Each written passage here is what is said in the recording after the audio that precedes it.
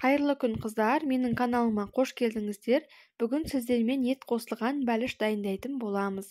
Ең алдымен жылы суымызға тұз, бір қасық қант қосып, жақсылап араластырып аласыздар. Араластырғаннан кейін ұнымыздың осылай арасын ашып, жылы суымызды құямыз. Құйғаннан кейін оған ашытқы салып, ашытқымызды да осы суда араластырып алатын боласыздар. Жақсылап араласқаннан кейін 2 ас қасық сұйық май құйып, қамыр дейтін боламыз. Қамырларыңыз тым қатты немесе тым жұмсақ болып кетпесін, бір қалыпты қылып билеп, жарты сағатқа бетін жауып қойып қоямыз. Енді салмасын дайындап аламыз. Пияз, тартылған ет, капуста, картошка, асқабақ қолдандым. Асқабақ маңызды емес, өз қалауларыңызша оны қоспауға да болады. Ең алдымен пиязымызды қызып тұрған майда жақсылап қуырып аламыз. Пиязымыз қызарып қуырған кезде оған тартылған етімізді салып, оны да жақсылап араластырып, қуырып алатын боламыз.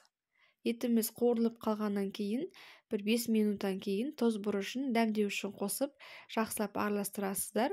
Одан кейін капуста, картошка, асқабағымызды салып, бетін жауып, 5-10 минуттай бұқтырып аламыз. Мінекей біздің салмамыз дайын болды. Енді ол суығанша қамырымызды аламыз. Қамырды 2 бөлікке бөлесіздер. Осылай сұйық маймен майлап қамырды, 2 жағында сұйық маймен майлап алып, тағы да бір 5 минутқа тындырып қойып қоясыздар. Енді осы қамырымызды аламыз да, қолымызды сәл ғана майлап алып, қамырды пергамент қағазына қойып, осылай қолдың көмегімен жұқалап қамырды пергамент қағазына жайып шығатын боламыз. Дәл осылай екінші қамырды да жұп-жұқа қылып жайып аласыздар. Қамырдың біреуіне салмасын саламыз осылай, екіншісімен пирогтың бетін жабатын боламыз. Мінекей, осылай екінші нанымызды пирогтың бетіне жаптық. Енді қағаз алып тастап, оның екі шеттерін барлығын әдемілеп жауып шығамыз. Одан кейін жұмыртқаның сарысын жағып шығамыз бетіне. Және де өздеріңіздің қалауларыңызша мак немесе күріш себуге болады. Дайын болған пирогымызды духовкада 160-170 градуста 25-30 минутта пісіріп алатын боласыздар. Мінекей пирогымыз піскен кезде осындай болып шығады. Піскеннен кейін бетіне сары май жақсаңыздар да болады. Өте жұп-жұмсақ болып шығады, қыздар.